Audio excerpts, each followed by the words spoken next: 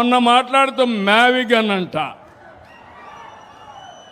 ఏమి పిచ్చో నాకైతే అర్థం కావడంలా. పిచ్చ ముదిరింది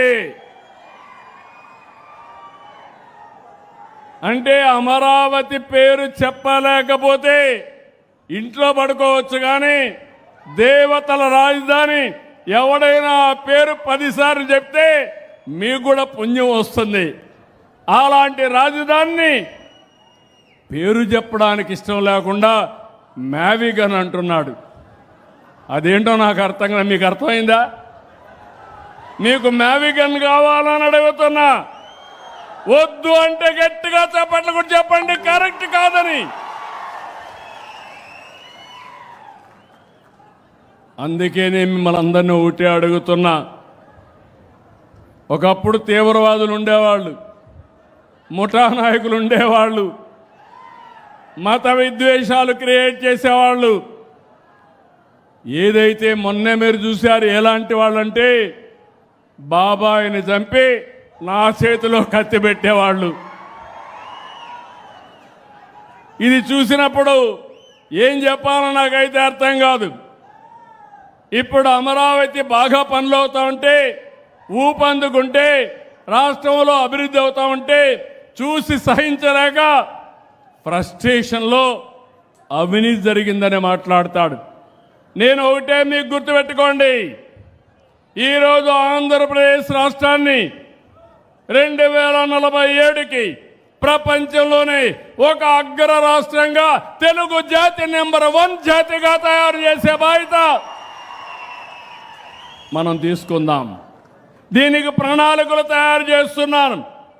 3 ప్రాంతాలు, ఒకటి విశాఖపట్నం కేంద్రంగా వెస్ట్ గోదావరి వరకు, అమరావతి కేంద్రంగా ప్రకాశం వరకు, అదే మరిగా తిరుపతి కేంద్రంగా రాయలసీమ ప్రాంతం అంతా అభివృద్ధి చేస్తాం. 3 మెగా సిటీలు వస్తాయి.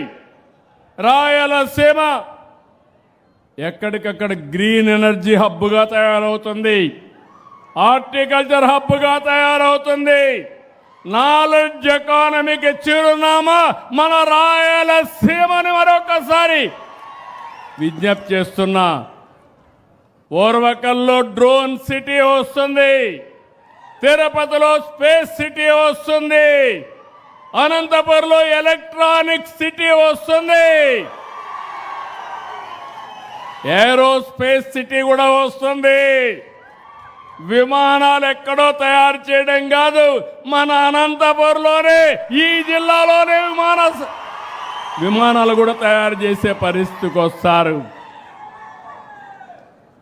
ఇలాంటివన్నీ పెట్టి నేను ముందుకు పోతా ఉంటే ఇష్టానుసారంగా గడిచినటువంటి 21 నెలల్లో 20 లక్షల కోట్ల రూపాయలు పెట్టుబడులు వచ్చి 23 లక్షల మందికి ఉద్యోగాలు వచ్చే అవకాశం వస్తూ ఉంది. కడపలో నేనే కడతా, స్టీల్ ప్లాంట్ కూడా వీళ్ళు కట్టకుండా చేతులు తీసిన దాన్ని పూర్తి చేసి ఎన్నికల కంటే ముందే ప్రారంభిస్తాం. ఇలాంటివన్నీ మనం చేస్తే వీళ్ళు రాష్ట్రం మీద పగబెట్టారు. పగబెట్టి ఇష్టానుసారంగా మాట్లాడుతున్నారు. పోయిన 5 సంవత్సరాలు వీళ్ళుంటే 2000 కోట్లు ఖర్చు పెట్టలేదు. అదే తెలుగుదేశం వస్తానే హంద్రీ నీవా ప్రపంచంలోనే పొడవైనటువంటి కాలువ, ఎన్నో లిఫ్ట్ ఇరిగేషన్లు పెట్టి సమర్థవంతంగా చివరి భూములకి, చివరి రివర్లకు కూడా నీళ్లు తీసిపోయే పరిస్థితి వచ్చాం. నేను మీ అందరికీ ఒకటే విజ్ఞప్తి చేస్తున్నాను. పెట్టుబడులు వస్తున్నాయి, ఉద్యోగాలు వస్తాయి, యువత బాగుపడుతుంది. ఇది చూసి ఓర్వలేక వాళ్ళని భయపెట్టే పరిస్థితికి వస్తున్నారు.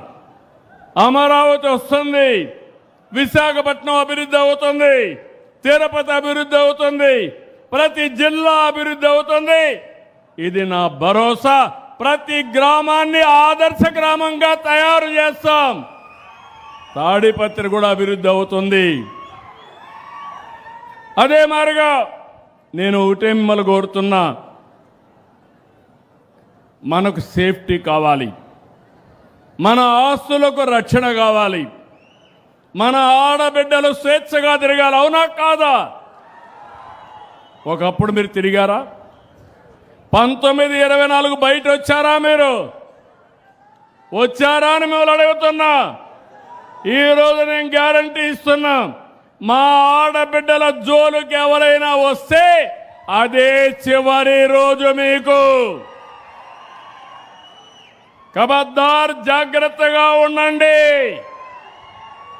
రెండోది, మీరు స్వేచ్ఛగా తిరగడానికి మీ ఆస్తులు కానీ మీ ప్రాణాలు కానీ కాపాడే బాధ్యత ఈ ప్రభుత్వానిదని చెప్పి కూడా నేను మీకు తెలియజేస్తున్నా. అలాంటి ఉంటే ఈరోజు నేరాలు ఘోరాలు చేసి తప్పించుకోవచ్చని నా మీద నేరం వేసే పరిస్థితికి వస్తున్నారు. నేను ఎప్పుడూ ఘోరాలు చేయను, నేరాలు చేయను, హత్యలు చేయను.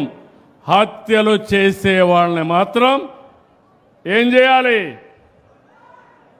ఏం చేయాలి? అందుకే తమ్ముళ్ళు, ఆడబిడ్డలు మీరు గుర్తుపెట్టుకోవాలి. నేను తీవ్రవాదుల పైన పోరాడాను. 30 ఏళ్లకు మునిపే పోరాడాను. ఆ రోజు పోరాడితే 2003లో వెంకటేశ్వర స్వామికి నేను పట్టు వస్త్రాలు సమర్పించడానికి పోతా ఉంటే 23 క్లేమోర్ మైన్స్ నా మీద బ్లాస్ట్ చేస్తే దానికే భయపడకుండా మీ ఆస్తులు మీ ప్రాణాలు కాపాడడానికి పూర్తిగా పనిచేస్తున్నా. అలాంటప్పుడు ఇవన్నీ కూడా నేను భయపడే పరిస్థితి రాదు. దేవాలయాలపైన దాడులు చేస్తారు, ఇదేంటని అడిగితే ఎదురు దాడి చేస్తారు. ఇదెక్కడ నీచమైన సంస్కృతిని అడుగుతున్నా. దేవాలయాలపైన ఇప్పుడు తిరుపతి పోయారు మీరు నిన్న మొన్న, ప్రసాదాలు బాగున్నాయా లేదా అని మిమ్మల్ని అడుగుతున్నా. దర్శనాలు బాగున్నాయా లేదని అడుగుతున్నా. బాగున్నాయంటే గట్టిగా చేపట్లు కూడా చెప్పండి బాగున్నాయని. ఆ రోజు ఎందుకు బాగలేవు చెప్పాలిగా సమాధానం వీళ్ళు. ఆ రోజు కావాలని కుట్రపూరితంగా దేవుని ప్రసాదం ఎక్కడికక్కడ కల్తీ నెయ్యితో తయారు చేసి దేవునికి కూడా ప్రతిష్ట పాలు తెచ్చే పరిస్థితికి వచ్చారు. ఇది చాలా దుర్మార్గం అని మీకు తెలియజేస్తున్నా. నేను వెంకటేశ్వర స్వామి భక్తుణ్ణి. ఆ వెంకటేశ్వర స్వామి నాకు ప్రాణభిక్ష పెట్టాడు. ఇది నాకు పునర్జన్మ తప్ప ఇంకోటి కాదు. నేను చాలా స్పష్టంగా అందరూ చెప్తున్నా, వెంకటేశ్వర స్వామికి అప్రతిష్ట పాలు తెచ్చే పరిస్థితి రానియను. ఎవరైనా చేసినా వదిలిపెట్టనని మరొక్కసారి మీ అందరికీ తెలియజేస్తున్నా. కాబట్టి మీరందరినీ కోరుతున్నా, ప్రజలందరూ కూడా ఐకమత్యం కావాలి. జలసిరితో రాష్ట్రంలో, జలధారతో రాష్ట్రంలో ప్రతి ఎకరా భూమికి జలహారతి ఇవ్వాలి. నేను ఈ మాట వాడుతున్నాను. జలధార ఎక్కడికక్కడ ఉండే నీళ్లన్నీ ఉపయోగించుకొని ప్రతి ఎకరాకు జలహారతి ఇవ్వగలిగితే దానికంటే గొప్ప విషయం ఇంకోటి ఉండదు. నేను 30 ఏళ్ళు కష్టపడ్డాను. ఇప్పుడు హామీ ఇస్తున్నా, నాకు కూడా ఒక నమ్మకం వచ్చింది. అన్ని ప్రాజెక్టులు పూర్తి అవుతాయి. మైక్రో ఇరిగేషన్ పోతాం, నీటిని పొదుపు చేస్తాం, నీటిని సమర్థవంతంగా ఉపయోగిద్దాం. నేను మీకు అండగా ఉంటా, మీరు నాకు తోడుగా ఉండి పూర్తిగా సహకరించమని మిమ్మల్ని అందరినీ కోరుకుంటున్నా. రెండో విషయం కూడా మీకు చెప్పాలి.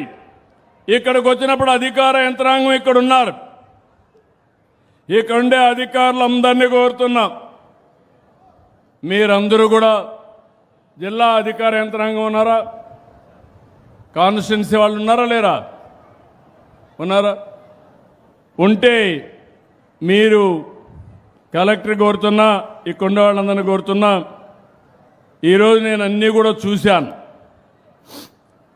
మొత్తం జిల్లా అంతా కూడా నేను మీకు ఇచ్చే సేవలన్నీ, పెన్షన్ ఇచ్చిన, రేషన్ ఇచ్చిన, ఆర్టీసీ డిపోలు మీరు అక్కడికి పోయినా, బస్సుల్లో ప్రయాణం చేసిన అవి ఏ విధంగా ఉన్నాయో నేను ప్రజాభిప్రాయం తీసుకుంటున్నా.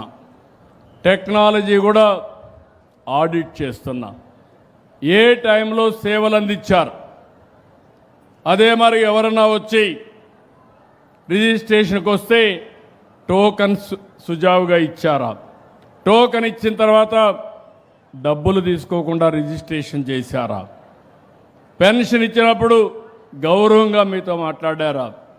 ఈరోజు నేను కానీ, ఎమ్మెల్యేలు కానీ, మంత్రులు కానీ, అధికార యంత్రాంగం కానీ ప్రజలకు సేవ చేసే కార్యక్రమంలో ఉన్నాం తప్ప మేం పెత్తందారులం కాదని మరొకసారి మీ అందరికీ విజ్ఞప్తి చేస్తున్నా.